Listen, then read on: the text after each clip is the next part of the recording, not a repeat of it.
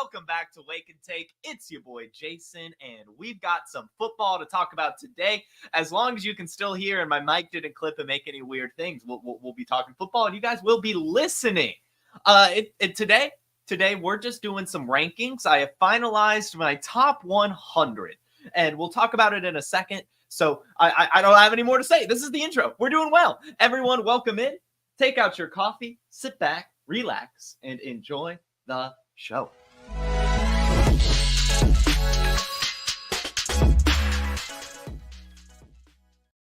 Feeling fired up this morning. I have no idea why. I have absolutely no clue why I feel so fired up this morning. And it's going to be kind of a boring show, to be honest. I don't know. I've never done a rankings episode really before. Like, we always do tier lists and stuff like that. I feel like that's kind of easier to talk through. I don't really know. I have my spreadsheet. We'll talk about it. You guys ask questions. I think that'll kind of help move this thing along. If you see something that's odd to you, go ahead and ask some questions and stuff like that. Either way, it's going to be fun. I don't know why I'm saying it's not going to be that great. We're still going to have a good time. And I already know you guys are going to hate my rankings. I already know we're going to get a ton of hateful comments after this show and all that stuff. So I'm excited. I think this is going to be a good one. Good morning to you, Donald, Mark, Bach, Alex, Jacob, Scott, Literature, Dakota, Space Rookie, Up in Space, Donald again, Scott, and Donald again. Donald, yeah, you're right. Football isn't a day. I'm just feeling great. Do you guys understand that tomorrow night we get to stay up late and watch football? And not just any football. We get to watch the Ravens and the Chiefs, two awesome fucking teams battling it out on prime time. Do you understand how exciting this time of year is? I'm sure you do. We all do. It's just, it feels good. I've already gone through all my teams and set my lineups, made my waiver claims. Someone picked up Kenny McIntosh over me. We both bid $1 and someone got him. Like, what's that about? What if I wanted Kenny McIntosh on my team? You know, waivers suck if we bid the same amount. It's stupid. Why did Sleeper give it? Anyway, we're talking rankings. What am I doing? What am I doing this morning, guys? Anyway, so before I show my rankings, before we go through these, I do want to precursor this. As you can see in the title, we're predicting the top 100 players. I decided no one's drafting anymore. So why do my rankings have to have anything to do with ADP? Why? No one could give me a real reason as to why my rankings should follow ADP and the general consensus rankings around these players. I said, fuck that. I'm going with some vibe-ass rankings here, and these are almost more predictions. This is almost like, all right, where am I kind of planting my flag? Where do I see things kind of shaking out and stuff like that? Where would I feel comfortable maybe making some moves, stuff like that? So, yeah, everyone's done drafting, so why does it matter? So we've got some vibe rankings for you is what we'll call it, the top 100 fantasy football rankings coming up right now. Let me go ahead and figure out how to do this. Okay, got to share my screen. Here we go. The rankings should be showing. There they are. You guys can probably already see some interestingness going on, we could say. We could say that for sure. And let's talk about it. Let's just go ahead and talk about this. For those of you on the podcast, obviously you don't see what's going on, so I will be talking about it. I will be listing off my top 100, but then again, everyone here in the chat, go ahead and ask questions why I believe this way. I'll try to cover it when I go over it and everything. But again, this is my first look at a spreadsheet and screen share type episode. I've never done that before for some reason. It feels kind of weird to do, but we're going to do it.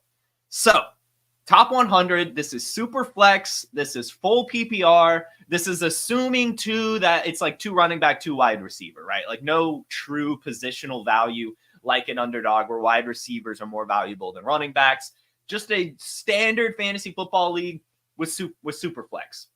Full PPR, super flex, 2 running back, 2 wide receiver, 1 tight end. You know, just the standard, like if you built a Yahoo league, this is where you'd be at if you added super flex. And I did super flex because, well, if you're listening to this and I mention quarterbacks in my rankings, just remove them, just remove them. Just take out the quarterback and be like, okay, I will value the running backs this way. But I felt like if I did single quarterback rankings, then, you can't really do algebra there and be like, well, then I would move the quarterback up here and there. Like, no, if you are a single quarterback person, watch this still and just remove the quarterbacks. In fact, we could do that, right? Like I can go to this filter, which by the way, shout out Google Sheets for having a filter, and you could just remove the quarterbacks and you'll see how things look. So yeah, anyway, it'll be good. We're going to have a good time here. Top 100 players, if it'll let me. Running back, tight end, quarterback. Cool. Number 1, Lamar Jackson. Number 2, Jalen Hurts. Number 3, Patrick Mahomes. Number 4, Josh Allen. Number 5, CJ Stroud. Number 6, Kyler Murray. We're going to kind of lump those together. In a super flex draft, those are the first 6 picks to me. In super flex, I think the first 6 picks need to be quarterback, and they need to be these really in any order. But this is how I'm kind of, one day before kickoff feeling. Okay. I talked about it on Monday's episode. I just don't think Josh Allen finishes as the quarterback 1. I just don't. I think that he's still going to be incredible, as evidenced by me putting him here at quarterback 4. The rushing is what's going to put him ahead of CJ Stroud for me. But otherwise, Lamar Jackson, I was thinking about it and I was like, you know what? I don't think Jalen Hurts is going to be quarterback 1. I think the new offensive coordinator change is actually going to hurt him a little bit. Patrick Mahomes doesn't have as much as the rushing upside. And I'm just feeling in my gut a Lamar Jackson year. I can't explain it any way other than that. This is now another year with the new offensive coordinator. Mark Andrews is looking to be healthy. Derrick Henry coming in to help the run game. The offensive line got shored up a bit. Zay Flowers going into year 2. And I like Devontae Walker. We've talked about him a lot. I think that him opening up the deep part of the field is going to help a lot. I mean, Lamar Jackson hasn't had a true deep threat in a while, but he loves the deep ball. Obviously, we saw Nelson Aguilar have some success over the season, but Tez Walker is better than Nelson Aguilar, and I just think that that's going to unlock a full passing attack from Lamar Jackson. So I'm putting my head on the line here and going with Lamar Jackson, number 1 overall player. Jalen right behind him because of the rushing. Patrick right behind him because I think we're going to have a big Patrick Mahomes season again. We've seen it before with him because when he actually has weapons, right, where he is actually a top scorer despite not having the rushing upside. And that's why I have decided to throw him ahead of Josh Allen. These two are going to be neck and neck. And it'll be like within like 5 points, I think, Mahomes and Allen. But Mahomes, I think, this could be the year where Mahomes goes for like 50 passing touchdowns. You know what I mean? Like he really could go nuclear in the passing department. So I'm going to throw him ahead of Josh Allen there. And then CJ Stroud and Kyler Murray kind of rounding it out. You guys already know I'm expecting a huge season from CJ Stroud. And as you see here, actually, this was Dynasty. CJ Stroud is my quarterback 1. I haven't updated those in a minute, but that CJ Stroud is my quarterback 1 in Dynasty. But this is a seasonal ranking list, like how I think people will go ahead and do it. So anyway, number 5, CJ Stroud, and then Kyler Murray right after him. As you see, after Kyler Murray, I'm expecting a big season from him is when I start to throw in the non-quarterbacks in these superflex drafts. That's where I'll go Christian McCaffrey. That's when I'll go Bijan Robinson. That's when I'll go CeeDee Lamb. And then I've decided to use Anthony Richardson as a little bit of a tier break here. I think Christian McCaffrey, Bijan Robinson, CeeDee Lamb, those are the 3 big players that you need to be getting in superflex leagues, especially in single quarterback, to build around. I think Bijan Robinson, Christian McCaffrey, CeeDee Lamb, these 3 players are the ones that have the true upside to be the number 1 overall scorer at not only their position, but just in fantasy in general. They could get a ton of volume and opportunity and production. Of course, we saw it from CeeDee Lamb and Christian McCaffrey last year. This is me kind of projecting Bijan. And I'm like a hero RB guy. I like having a true stud running back when I'm drafting, especially in my first round. So I have Bijan ahead of CD. I do have Bijan ahead of CeeDee Lamb. And in fact, I honestly still don't feel great about having CeeDee Lamb this high, but I can't think of a reason to make him any lower. Like, this feels about as low as you can go respectfully. And you might be asking yourself, Jason, why is Anthony Richardson number 10? This is Player Profiler. We should be very, very high on Anthony Richardson.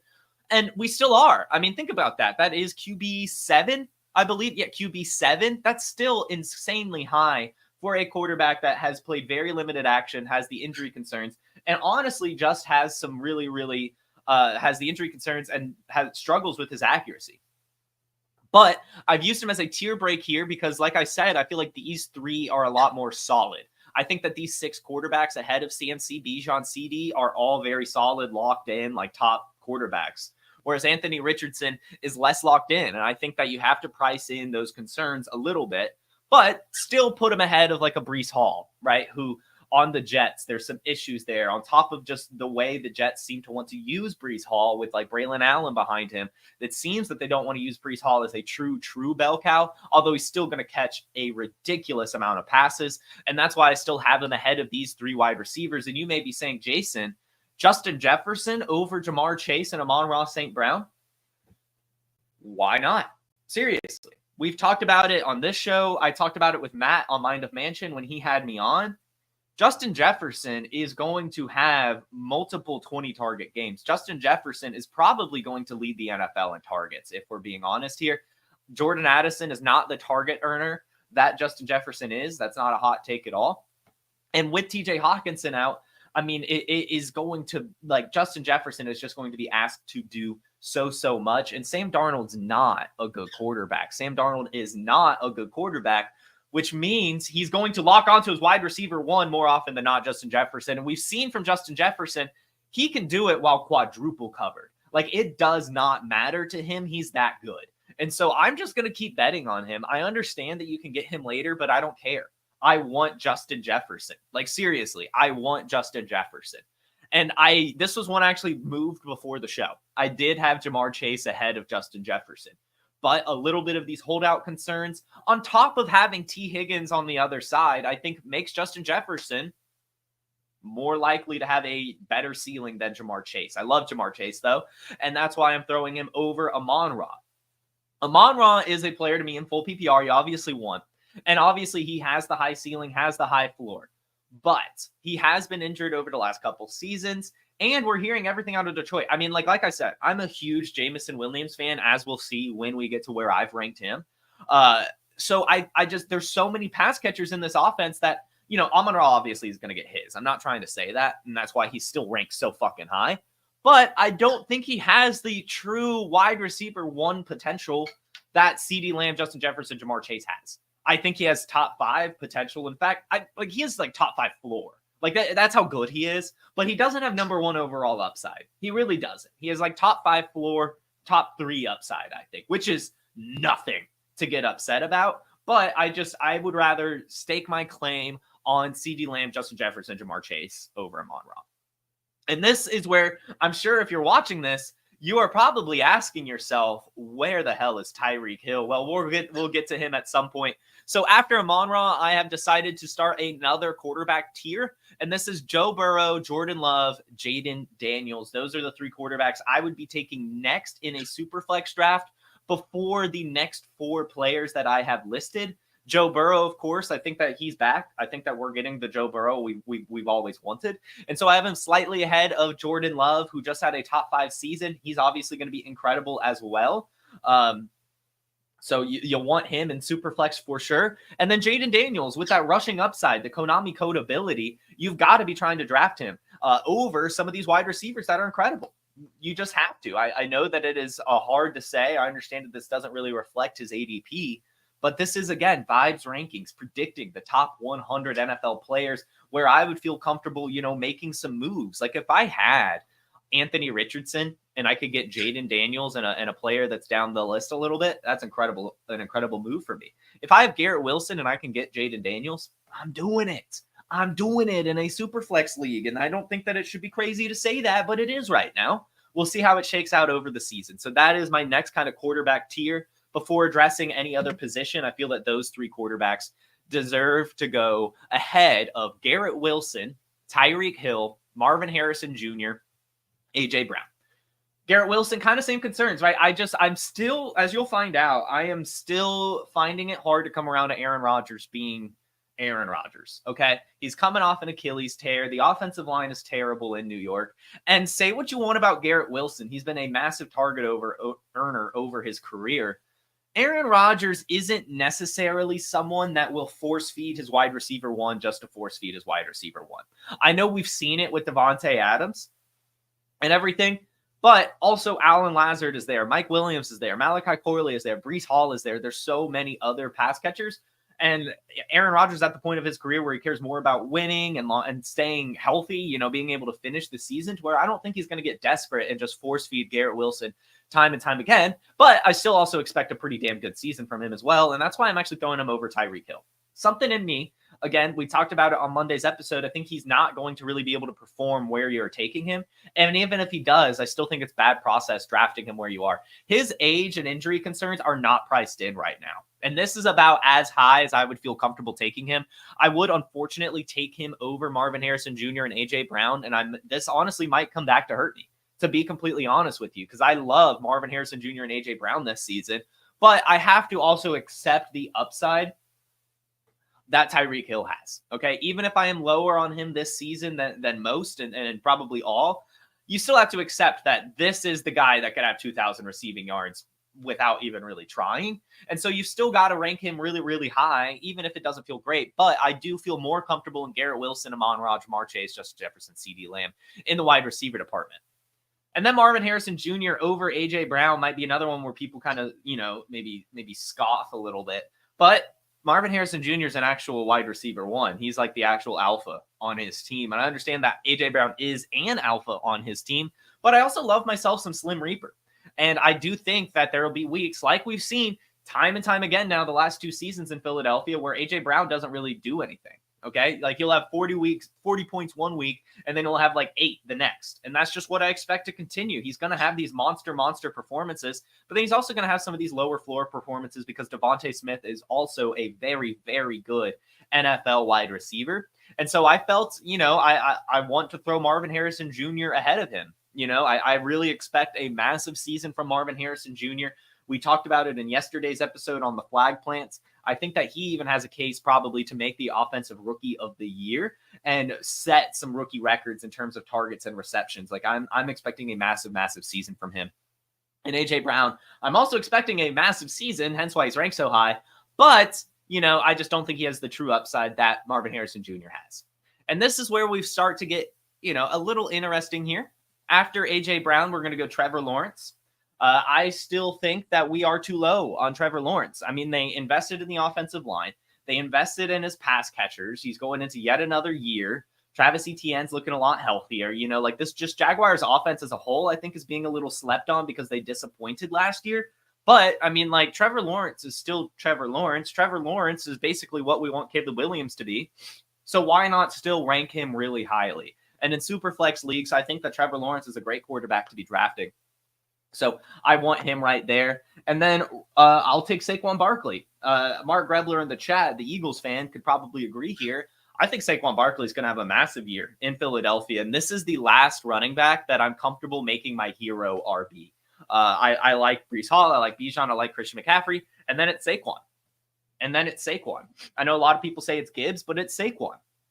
Saquon is going to get like 80% of the opportunities in Philadelphia. He's not only going to have a ton of rushing opportunities, but he's going to catch the ball a ton too. Kellen Moore has always used receiving backs in his offense. And Saquon Barkley is one of the more athletic players in the entire league, entire history of the NFL on an incredible offense. I feel that we are not as excited as we should be when it comes to Saquon Barkley. And I've used him as a little bit of a tier break here. Caleb Williams after Saquon Barkley, just because he's a rookie. I've rated Jaden Daniels really highly, but that's because he's going to be able to run wild, I think. Whereas Caleb Williams, he's going to be able to pass wild. And he'll have some rushing upside. Obviously, still, we have him going in the second round here, the 24th, right? So it's still not low on him. But without having as much of the Konami code ability as Jaden Daniels, I felt it was important to lower him a little bit, but still ahead of some great players. Like I would be taking Caleb Williams before Jahmyr Gibbs, who is next. And I have Jahmyr Gibbs next because while I don't really feel comfortable making him my hero running back, I would like to probably, if I'm getting Jahmyr Gibbs, I want another running back early, and that kind of just messes with builds. But he is still, he still has some of the concerns, I believe, when it comes to injury, size, longevity, all this stuff, as well of David Montgomery taking so many goal line carries. So I think that Jahmyr Gibbs we need to be a little bit lower on than most people are, and definitely need to be lowering him below Saquon Barkley. I understand that we're excited about Gibbs, but come on, guys. It's Saquon Barkley on the Philadelphia Eagles. Seriously. Why are we not more excited about this? Can anyone tell me? Can anyone tell me why we're not excited about Saquon Barkley on the Eagles? Because I don't get it. Anyway, after Gibbs, I've decided to make my next player Jared Goff. Jared Goff, I'm higher on than most because it's Jared Goff on the Detroit Lions offense. This is stuff I don't understand. It's like everyone and their mother is like, let's go target the Detroit Lions offense. The Detroit Lions offense is going to be incredible for fantasy football. And then he's like quarterback 16? Like, what? Like, nothing adds up. Like, oh, you've got to take Sam Laporta, Jahmyr Gibbs, Amon-Ra St. Brown early as hell in your draft, but you can get Jared Goff towards the end of it. What? So, Jared Goff, I've actually got ahead of Brock Purdy, right behind Jahmyr Gibbs, one of the top quarterbacks. Why not? Why not? Brock Purdy is next because he's the San Francisco 49ers quarterback. You know, this is another one. I understand. And he's awesome. He's awesome. And the reason I have him below Jared Goff, whereas most people have Brock Purdy ahead of Jared Goff, is last year, the 49ers did not pass the ball a ton. They are a very efficient passing offense. You know, it's a very, very balanced. And Brock Purdy is able to do a lot with a little, but they were 32nd in pass plays per game last year. So there's not enough volume, whereas Jared Goff has the volume. He was second in the NFL in pass attempts last year with incredible weapons on an incredible offense. So I had to put Goff ahead of Purdy, but I still think that Purdy is going to have a pretty big season. And that's why I actually have him ahead of two really strong wide receivers, Chris Olave and Puka Nacua. This is one, Puka Nacua in particular, is one I've been moving around a lot when I look at him, but I just keep kind of coming back around. I know we've talked about how I flag planted on Cooper Kupp, but this has been a result of Puka Nacua being, you know, so highly drafted. Now he's a little bit lower, and I think that we've gotten, as a community, a bit too low on Puka. I think that both him and Cooper Kupp have top 15, in fact, floor. Like, I think both of them are going to be top 15, given they both stay healthy and all that stuff. But Puka Nacua still deserves to be right up here. I have Chris Olave ahead of him because Chris Olave is a true wide receiver one. Like, Chris Olave is going to get basically all the Saints targets. Puka Nacua is going to get a lot of targets as well, but Cooper Kupp is also there, so it'll balance out, right? So that's kind of where I'm at with those two wide receivers. And then I decided to put these two quarterbacks here as another bit of a tier break, whereas like Chris Olave and Puka Nacua have these RB or wide receiver one type upsides. I don't know if Jalen Waddle and Drake London do, so I've put Tua and Dak in between. And why I've not put Tua and Dak in this kind of Goff Purdy tier, Tua, the injury concerns, Dak, the age with no weapons, right? With just CD Lamb. Like, I think that obviously we saw a great year from Dak Prescott last year, but that was last year. This year, I think we've got to be a little bit lower on Dak Prescott, being honest, right? Like, CD Lamb held out, Dak Prescott kind of here and there throughout the preseason process. I'm not expecting a huge year from Dak Prescott, still expecting a really big year, but I think that Tua with his weapons and offense and all that stuff is just a little bit better than Dak. So I put him there. And then right behind Dak is when I went with Jalen Waddle, Drake London. Jalen Waddle, you know, and Drake London so close to this Chris Olave, Puka Nacua tier. But Drake London has Kyle Pitts to worry about, Bijan Robinson to worry about, even maybe Darnell Mooney to worry about. Plus, Drake London doesn't really have a ton of athleticism. So I don't think it's really fair to throw him too high. And that's why I actually have Jalen Waddle ahead of him, because Jalen Waddle has a ton of athleticism. And while he's a wide receiver too on Miami with Tyreek Hill ahead of him, there's not as much behind him. So Jalen Waddle ahead of Drake London even. And I'm actually feeling a big Jalen Waddle season. I was coming around. It's like, if I'm going to be low on Tyreek Hill, I might as well be high on Jalen Waddle, right? Like, you might as well just go all the way around. So Jalen Waddle, I'm expecting a big season from, better than Drake London. And then next, I've used Jonathan Taylor as Travis Etienne as a wide receiver tier break. I think Jalen Waddle and Drake London are, you know, they have the youth on top of like kind of some other stuff working their way. So I have Jonathan Taylor and Travis Etienne right behind them and ahead of some of these older wide receivers, or maybe some wide receivers in some competition. So Jonathan Taylor, Travis Etienne, I'm expecting huge seasons from. I know a lot of people have Jonathan Taylor actually higher than this, but you know, with Anthony Richardson taking a lot of the rushing stuff, with the Colts offense, you know, and Jonathan Taylor even like not really looking as good the last couple seasons, I felt it was fair to lump him with actually Travis Etienne. I think that they're very comparable players. So I like these two running backs being here. And then this wide receiver tier, Devontae Adams, Cooper Kupp, Malik Neighbors, Devontae Smith, Nico Collins. These are 5 wide receivers who I think are going to have really big seasons, but then also just have some concerns that I felt wasn't worth ranking them too high. And I would rather take these 2 bell cow running backs ahead of them. Devontae Adams, age, Gardner Minshew. Cooper Kupp, age, injury history, Puka Nacua. Malik Neighbors, Daniel Jones is throwing in the ball and the Giants suck. Devontae Smith, he's incredible. Nothing to go against his game. But, they run the ball a lot in Philly, and A.J. Brown is there, so we'll move him down. And then Nico Collins, also a very athletic and awesome wide receiver. But, unfortunately for him, he has Stephon Diggs and Tank Dell taking some targets away too. So he's actually made the bottom of that tier. But Nico Collins has one thing going for him where I will actually still put him in this tier of incredible wide receivers because he has the longevity, right? Like, he was able to stay healthy pretty much all last season. He was able to produce all last season, connect with CJ Stroud. He's like the true wide receiver 1 in Houston. He is. So I felt it was important to throw him there. Now, then we have 2 running backs, Derrick Henry, Devon Achane, and I've used them as a little bit of a tier break. Derrick Henry, he's the king, right? He is the king. Devon Achane, incredibly explosive. Both of these guys have some concerns in their game, though. Derrick Henry, of course, being so old, and then Devon Achane being undersized and having injury concerns. So I didn't want to put them up too high, but I felt that their ceilings are better than these wide receiver ceilings. So Mike Evans, I've got next. I mean, why wouldn't he be able to continue his 1,000-yard streak? I mean, he is just a true stud. However, just not as good as his other peers in the other category, like Cooper Kupp and Devontae Adams. So I'll throw him down a little bit, especially with Chris Godwin moving into the slot. I think that that's going to hurt his potential volume. Brandon Ayuk, Deebo Samuel neck and neck, because this is the thing, right? The 49ers do not pass the ball a lot. They both rely on efficiency. I have decided to move Brandon Ayuk ahead of Deebo Samuel as he's finished ahead of Deebo Samuel in back-to-back seasons. Why wouldn't he keep that going now that he got the paycheck? And also, the 49ers are clearly trying to move on from Deebo Samuel with the contract reconstruction and everything like that. Like, this will probably be the last year Deebo is in San Francisco. So I think that they'll obviously use him a lot, and that's why I still have him pretty high, and he's one of the best players in the league, especially after the catch. But I do think that Brandon Ayuk has a little bit better of a season for him. Michael Pittman, wide receiver 1, of course, but, catching passes from Anthony Richardson on a low pass volume offense, I felt it was unfair to move him too high. DK Metcalf right below him. Just a lot of target competition in Seattle and Geno Smith, right? Like, DK Metcalf, I think, is still going to have a really, really good season. I like DK Metcalf a lot. But, I got to also understand JSN and Tyler Lockett are there. So, yeah, like, we'll bet on the athleticism. But, got to also concern ourselves a little bit and put him behind, Michael Pittman.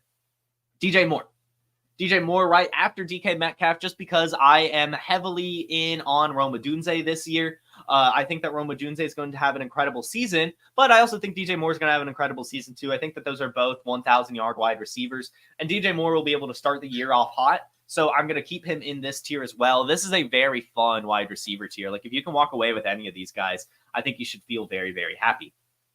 We have another wide receiver tier after that, but right in between, I've decided to put Josh Jacobs and Rachaad White, 2 all-purpose backs who should get a ton of passes and carries and basically kind of run their team's offense from the ground. Josh Jacobs, I'm expecting a massive season from. In fact, I wouldn't mind moving him up even more, but this feels about right. Rachaad White right behind him because he's just not as good as Josh Jacobs, let's be honest. Josh Jacobs is really damn good. Rachaad White is also really good, but not really damn good like Josh Jacobs. So we'll have him slightly below, but both should get a ton of volume opportunity and production this year. Next, we have this kind of mini tier of wide receiver, Rashee Rice, Tank Dell, Stephon Diggs. I have Dell ahead of Stephon Diggs. Yes, I do. I think that all 3 of these Texans wide receivers are going to have a really big year. But I think, unfortunately, as a community, we have forgotten how good Tank Dell is and how much CJ Stroud really, really likes him. And so I've decided to go ahead and put Tank Dell ahead of Stephon Diggs. I think it will be pretty close. In fact, like I said earlier, I think Tank Dell could outperform Nico Collins, but in terms of pricing and expectations and stuff like that, Nico Collins has a little bit higher of an expectation to last the whole season. So he gets that boost. But Tank Dell, Stephon Diggs, both also really, really good options that you can get a little bit later. And I feel actually kind of belong around the same range as a Rashee Rice. Rashee Rice, of course, had the suspension concerns, but that's gone now. Like, he's not going to get suspended this season, it looks like. So he's going to be the wide receiver 1 on the Chiefs again. However, that's not as exciting as a lot of people are saying, because Xavier Worthy's still there. Hollywood Brown will return at some point. Travis Kelce is still there as well. So right outside the top 50 for Rashee Rice. And then Justin Herbert, before I get into some tight ends. Justin Herbert, we talked about it on Monday a little bit. I think that this is a quarterback or yesterday's episode, sorry. I think that this is a quarterback that we are all way too low on. He's so talented, and I think that people are forgetting how talented and productive Justin Herbert has been throughout his career. Yes, he's going to be playing through an injury this season, but he's done it before and been fine. And this offense, I just think, is going to be a lot more balanced and better as a whole, leading to more production from Justin Herbert. So he's kind of like used as this like kind of next break before the tight ends. And then, of course, Sam Laporta, he's still going to be the tight end one. You've got to take him first. But then I've got Kyle Pitts right next to him. I mean, like, honestly, I honestly would like to put Kyle Pitts ahead of Sam Laporta, but I just don't think it's the best process in the world to do that. But I'll put it next to him. I'll put him right next to it. And like I said, I think Kyle Pitts finishes as the tight end one. But, you know, you can't really, like, if you had Sam Laporta, like, you can't go trade him straight up for Kyle Pitts. Like, you should try to get a plus, okay? So that's, you know, this is just a little bit of fantasy advice in these rankings that are vibes-based. But Kyle Pitts, expecting a huge season from, but you can't legally put him ahead of Sam Laporta. Like, I feel like the fantasy football police would come arrest me right now. But Kyle Pitts is the only tight end, actually. The only tight end right now. Maybe Dalton Kincaid has the case. But Sam Laporta, Trey McBride, Mark Andrews, and probably now Travis Kelce. Or it depends with Mark Andrews. Basically, Kyle Pitts and Dalton Kincaid are like the only ones when I'm looking at this list that can truly be their team's alpha. And Kyle Pitts, I'm just expecting a massive season from in Atlanta. I'm expecting him to outperform Drake London even. Like, I want Kyle Pitts every chance I can get him. Right after that, like, these are the two tight ends. Like, these are the two you want. Sam Laporta, Kyle Pitts. I think the other ones have some question marks around them to where I'm fine kind of bumping them below a little bit. Isaiah Pacheco after that, because he's the Chiefs running back, going to be awesome. We love Isaiah Pacheco here. T. Higgins after Isaiah Pacheco, because he's going to get a ton of targets, especially if Jamar Chase holds out at any point. But even then, the second wide receiver now on the Bengals with no Tyler Boyd is going to get a ton of volume. So I've never really been one super high on T. Higgins, but this year I'm feeling some T. Higgins. After that, we'll go George Pickens, because he's the Steelers wide receiver one. In fact, really the only wide receiver there. I mean, like, I don't think so. He's going to get a ton of volume, but it is also the Steelers, right? It's Russell Wilson throwing in the ball. And then when Russell Wilson fails, it'll be Justin Fields throwing in the ball. So we can't get too excited about George Pickens, especially since it's also an Arthur Smith offense. But since he's a wide receiver one, I decided to use Pacheco, Higgins, Pickens, these three kind of cornerstone pieces at other positions ahead of this next tier of tight end, Dalton Kincaid, Trey McBride, Travis Kelce, Mark Andrews. I have Kincaid next just because, yeah, he has the potential to be the Bills' alpha. Like, he's the one that could get the most volume. Now, do I think that? Probably not. I still think that this Bills team is going to spread the ball around a lot. I think that all of these targets are going to get utilized pretty frequently. But since he's a tight end at the position, right, like, you want him there. Trey McBride next, because I think Marvin Harrison Jr. is the alpha in Arizona. I think we all know that. We just haven't really come around to it yet. But Marvin Harrison Jr. is going to get too much volume, I think, for Trey McBride to be like a true tight end one. I still think he'll be like top 7, top 8 maybe. But, you know, obviously you still want him. This is tight end 4 here in my rankings. Travis Kelce after that, and this is him versus Mark Andrews has been one of my toughest debates in my head. Because Travis Kelce, he's up there in age. And I just think that they're going to kind of coast him through the season so that he survives for the playoffs. Mark Andrews just keeps having injuries. Like, it's just so strange. Like, you think Mark Andrews is going to be the alpha there, but then, like, Isaiah Likely plays half the season. You know, Zay Flowers gets drafted. Like, I don't know. So I don't feel as comfortable with Mark Andrews too much. So I'm actually putting him at the back of this tight end tier, but I'll still put him ahead of his teammate Zay Flowers, right? Like, I still think that Mark Andrews is you know, the more of an alpha there than Zay Flowers. Then we make it to like a little bit of a running back tier at 65, and it's Kenneth Walker. Kenneth Walker I have next because I just think he's going to be a stud and a half, and I think that people need to get Kenneth Walker and stop fading him. I believe now I moved him like 20 spots above ADP. Something crazy like that. I love Kenneth Walker. Give me some K9. Joe Mixon and Alvin Kamara next, because in full PPR, these guys are going to be studs. Alvin Kamara is going to get a ton of catches. Joe Mixon's going to get a ton of catches. They're both going to be focal points of their offense, so you want them bad. Then we've got another quarterback tier. And this is where you'll definitely start to see a lot of changes. This is where I got kind of, from here on out is where, and I got a lot more creative from the rest of it. We got Will Levis, Matthew Stafford, Kirk Cousins, which I understand is nowhere near ADP. But this is how it should be. Seriously. Will Levis is going to be awesome this year. Matthew Stafford's going to be awesome this year. And Kirk Cousins is going to be awesome this year. Those are three awesome pass-happy offenses that look to be incredible, and yet their quarterbacks are so cheap to acquire. This is the range normally if you're looking at rankings, like Deshaun Watson would be here, Aaron Rodgers would be here, but fuck those guys. We want the juice, okay? We want Kirk Cousins in Atlanta. We want Matthew Stafford in Rams Revival, right? We want Will Levis on this new Titans team. Those are the quarterbacks you want towards the back of your draft, not dusty Aaron Rodgers, sexual predator Deshaun Watson. Like, what are we doing here, guys? Seriously. So anyway, that's the next quarterback tier. After that, we're going to go with Terry McLaurin. Terry McLaurin is the only wide receiver in Washington now with Jahan Dotson gone, so he's going to get a ton of opportunity, and he will be very productive with it. I like what we've seen from Jaden Daniels in the preseason. I like what we've seen from Terry McLaurin throughout his career. So I actually, generally, as you'll see, as we'll talk about in a second, generally this tier of wide receiver I tend to avoid. But as you can see, we've got some wide receivers in a few spots. I've decided to take Terry McLaurin out of that tier and actually put him ahead of some running backs and a tight end. I think Terry McLaurin is geared up for a huge season. The next bit, we have James Cook and Kyren Williams. James Cook, I think that is going to have a pretty solid year in Buffalo, but I am a little bit worried about Ray Davis. So that's kind of there. And then Kyren Williams, I've moved him down a ton. I was making these and I just kept moving him down and moving him down and moving him down because I just don't like what I'm going to see from him this year. I expect a committee by the end of the year, regardless of injury. I think Blake Corum is just that good. I think Kyren Williams is still going to have a pretty damn good season, but he doesn't have the RB1 potential that a lot of these other running backs do ahead of him that I've decided to rank ahead of him. So Kyren Williams right there at 74 or 73. And then we've got to go with Evan Ingram.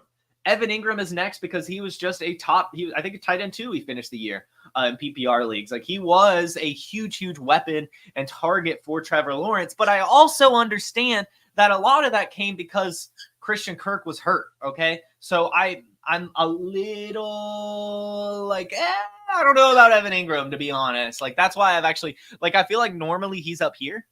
Evan Ingram is in a lot of people's rankings. For me, we're going to move him down. I still want him. Obviously, you still want one of these top tight ends that have the potential and athleticism that Evan Ingram has, but I don't like his ADP right now. So we've moved him down a bit, but still, I think pretty high, to be honest, when you look at Evan Ingram.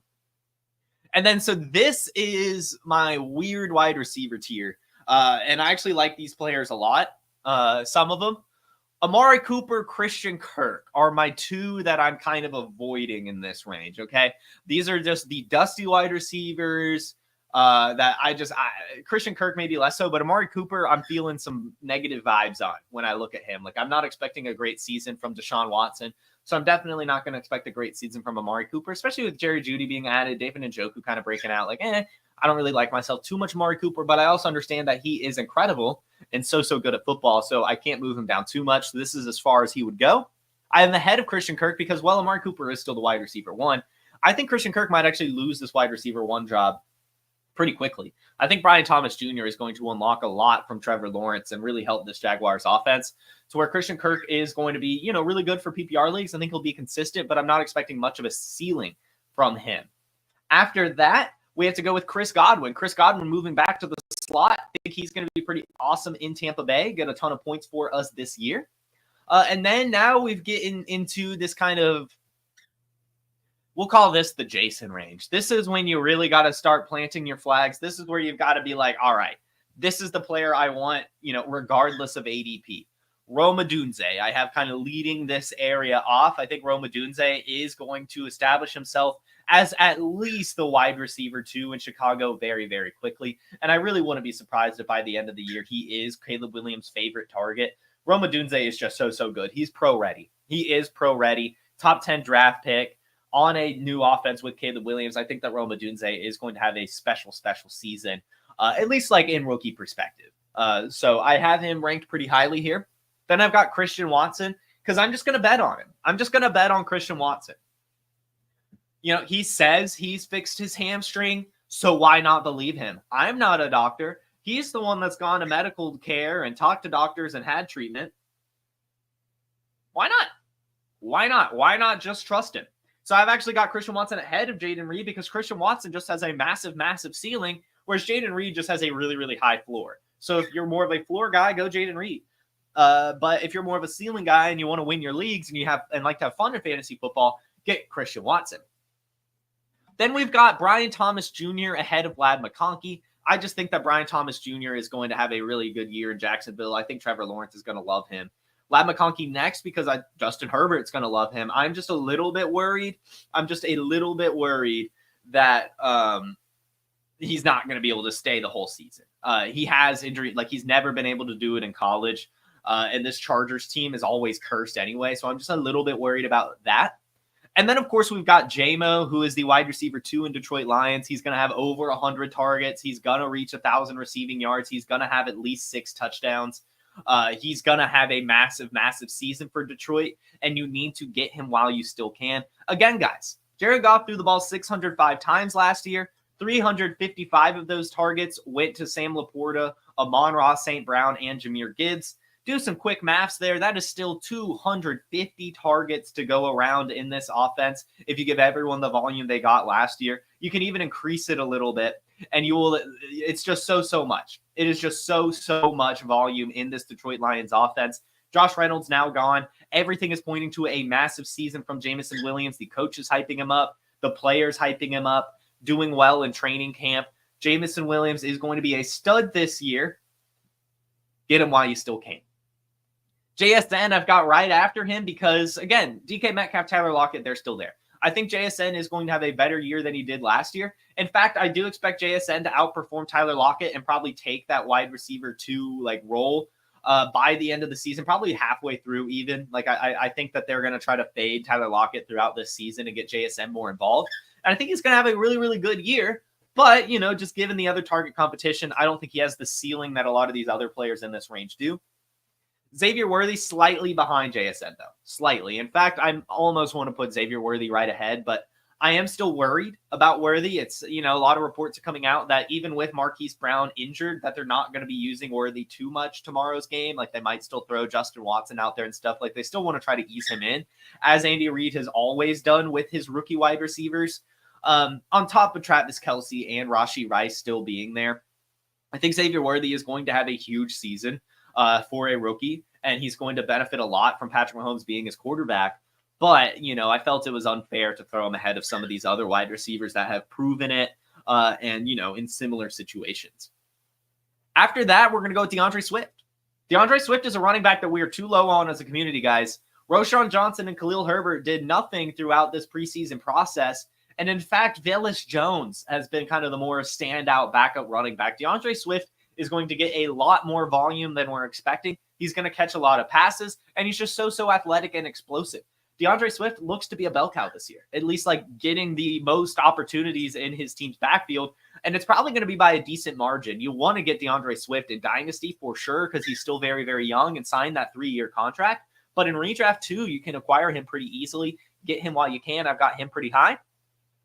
Tony Pollard after that, because like I've said, I am planting my flag on Tony Pollard as the RB1 in Tennessee. I think it'll be closer to a 60-40, but I do think they'll give Pollard the goal line carries, the shorter, the running down stuff, and him and Tyjae Spears will catch a lot of passes. And it could even be, a split approach, maybe one drive it's Pollard, one drive it's Spears. I don't really know. But either way, I'm expecting a huge season from Tony Pollard. I do believe he'll be the RB1 in Tennessee, catch a ton of passes, score a bunch of touchdowns, get a bunch of yards. I'm expecting a Tony Pollard bounce back season.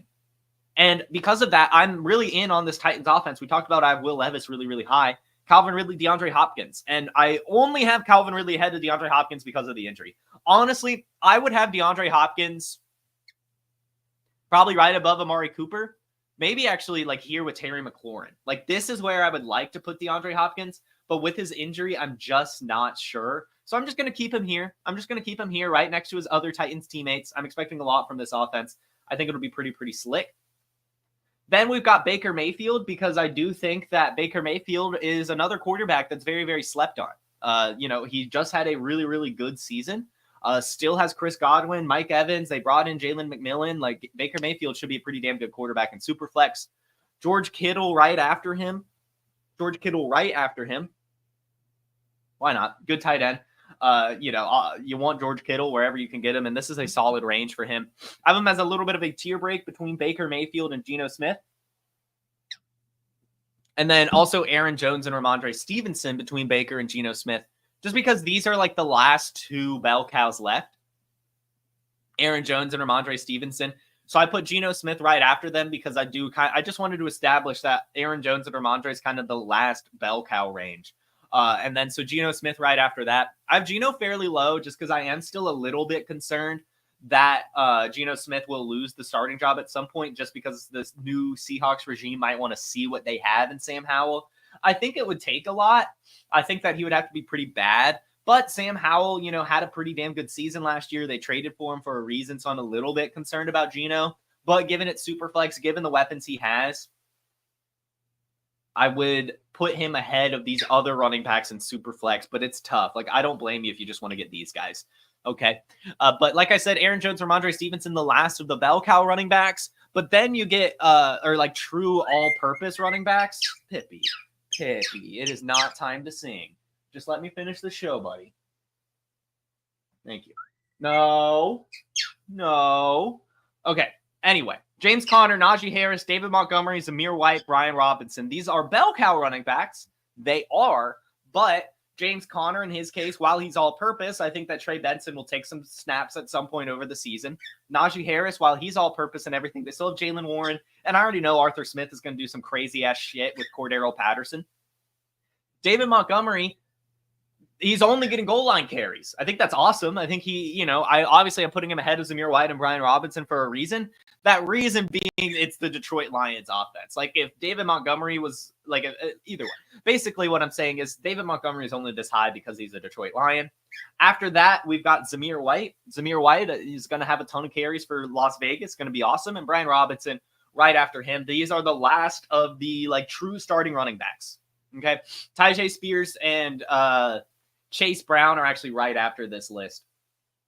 But either way, these are the last of the running backs that I really, really do kind of want to attack, especially in a 0 RB build. And the number 100, we're going with Keon Coleman. I felt like, hey, we're throwing all these other rookie wide receivers up pretty high. And like I said, I actually do have some other running backs, like 101 and 102 are Tyjae Spears and Chase Brown. But I just felt that Keon Coleman is a little, I would rather have Keon Coleman just for the potential that he is the wide receiver one in Buffalo over Tyjae Spears, over Chase Brown, just because I believe that they're more just pass catching running backs, won't really have the true bell cow potential and all that stuff. So either way, very, very close. Like that, like I said, 101, 102, that is Tyjae Spears and Chase Brown, if you're wondering. And then I believe I have that the kind of rest of the quarterbacks. Hold on, let's see. I didn't kind of do too much. Here we go. 103, 104, 105, Aaron Rodgers, Bryce Young, Deontay Johnson, Keenan Allen, Cortland Sutton, Derek Carr, Hollywood Brown, Deshaun Watson, Sam Darnold, Daniel Jones, Drake May, Justin Fields is my top 115. I didn't go too much further than that. I got about 115. And I was like, you know what? We're just doing top 100. It'll be too long of an episode if we go too much further. But those are the top 100 rankings. Just as a recap, why don't we go ahead and kind of look by position? So these are my top 10 quarterbacks: Lamar Jackson, Jalen Hurts, Patrick Mahomes, Josh Allen, CJ Stroud, Kyler Murray. Why? Here we go.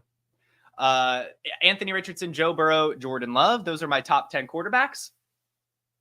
My top 10 running backs are Christian McCaffrey, Bijan Robinson, Breece Hall, Saquon Barkley, Jahmyr Gibbs, Jonathan Taylor, Travis Etienne, Derrick Henry, Devon Achane.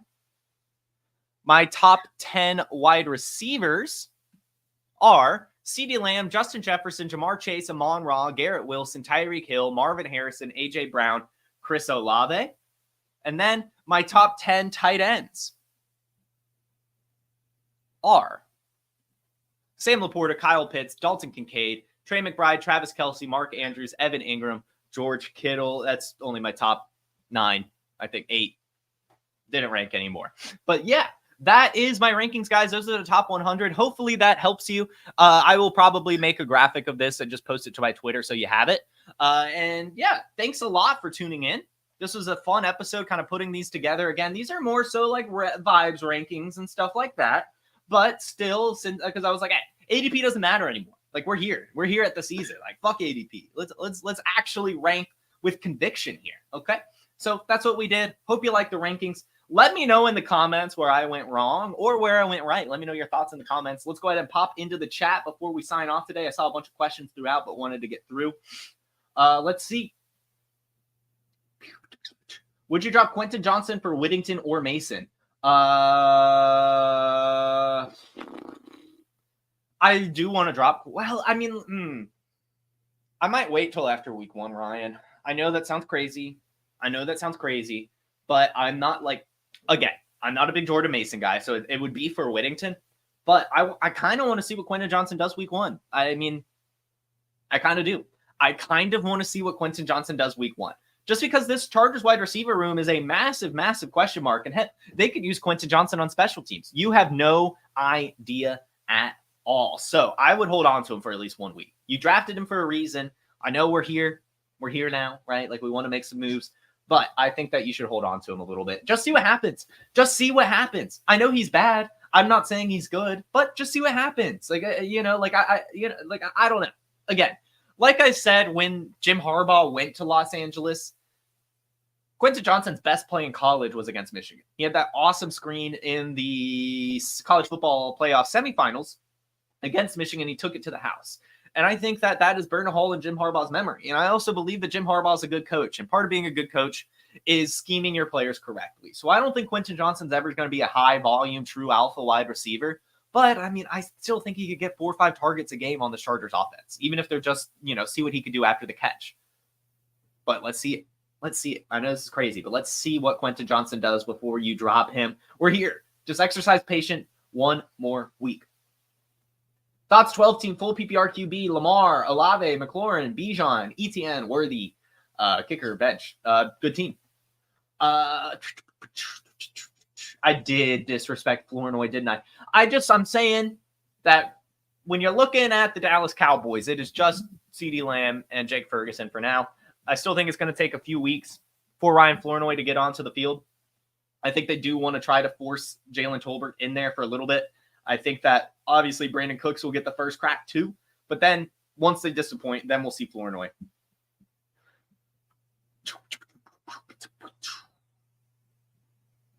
Is it smart to utilize a bench spot for a premium handcuff? Jordan Mason is not a premium handcuff, Motion Man. I know that every fantasy analyst out there is saying it. I feel like I'm on an island.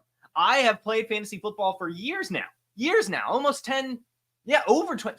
Fucking hell, dude, time fucking flies. I am like on year 13 of fantasy football now.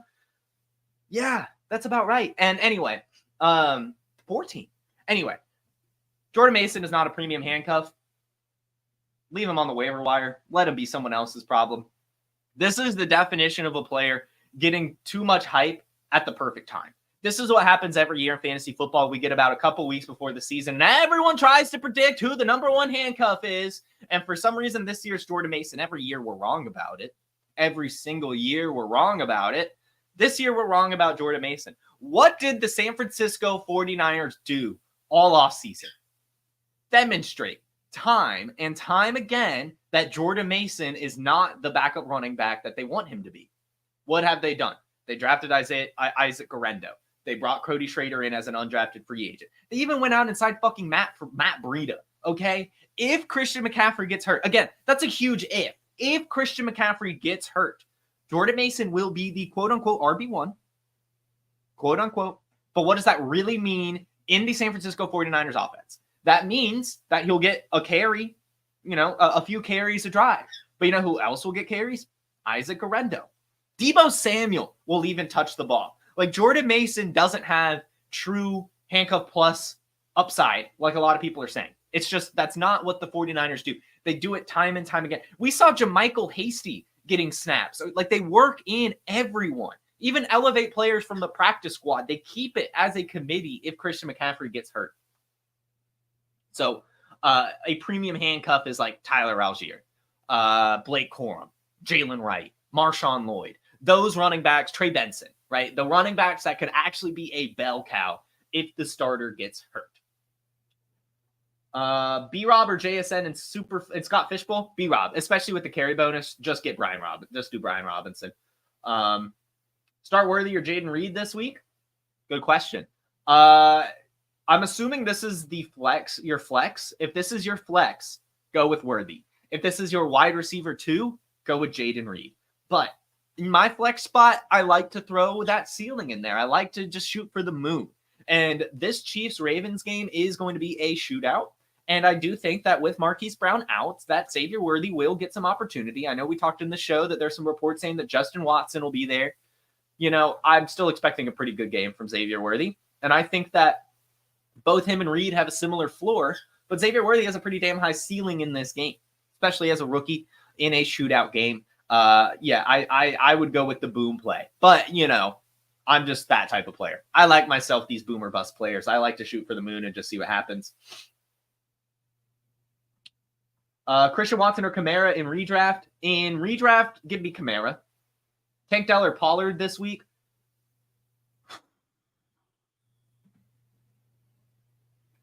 That's actually a tough one, Dakota. I'm really sorry. I think, I actually don't. I need to remember. I haven't looked at the week 1 matchups yet. That was going to be tomorrow, Jason. Tank Dell, I'm leaning though. I mean, obviously, I know CJ Stroud loves Tank Dell, but Tony Pollard, I'm also expecting huge things from. That's a total coin flip. Again, if this is your flex, I think I might just go Pollard. God damn, that's a tough one. I'm sorry, Dakota. You ask me again. Ask me again tomorrow. In fact, all of these starter sits, just ask me again tomorrow. Tomorrow, we're doing a little bit of a week 1 preview. So, like I said, I haven't truly made my analysis for week 1 yet. I'm trying to get there, trying to finish. This was the last off-season episode. This is it. We're into the season now. So now we're there. But yeah, so ask me your start sits tomorrow. Yeah, I'm not there yet. I'm just not there yet. Sorry. Anyway, yes. Thanks a lot, guys. That should do it. Again, if you want to support me, I would appreciate it. You can buy me a coffee, buymeacoffee.com/jfootballwine. You don't have to send me any money. You could also support me by following me on social media. I'm at jfootballwine on Twitter, Instagram, YouTube, TikTok, and Reddit. Although I'm not really posting on anything but Instagram and Twitter yet. However, tonight, everyone listening, all 355 of you, a few seasons ago, about 3 years ago now, I got into the fantasy football space with some of my best friends. We started a show called Average Football Enjoyers, and it's just some of the fellas, me and my boys, we're just shooting shit, talking NFL, making hot takes, shit like that. It's not like a ton of analysis or anything, but we have decided to bring it back. So tonight, Average Football Enjoyers, we will be live streaming at 7 p.m. Eastern on my J Football Line YouTube channel. So if you want just a fun little football show, we'll kind of give our takes for the season and all that fun stuff, then I highly recommend checking it out. It's me and 5 other bros. We are going to be broing out. It is called Average Football Enjoyers for a reason. We're just going to be shooting shit with the homies and stuff like that. So if that sounds fun to you, tune in tonight, 7 p.m. Eastern, the J Football Line YouTube channel, Average Football Enjoyers. I'll be tweeting it out later too once I get it set up, but tune into that. And yeah, thanks again, everyone. You all have a wonderful Wednesday. Enjoy your final sleep before football. We will wake up tomorrow and have football to watch. Do you understand? Do you understand how awesome that is? We finally made it. We have finally made it, guys. So have a wonderful Wednesday, a fantastic rest of your week, and I will see you all tomorrow on Football Thursday. Have a good one. From the Podfather to you, I deeply appreciate you tuning in. And many ask, what can I do? What can I do to help support the hosts, the research they do, the production costs? Go to PlayerProfiler.com, Dynasty Deluxe, World Famous Draft Kit, Rankings, DFS Dominator, and of course, data analysis. Subscribe to any one of those, and you support all of us and take Player Profiler to the moon.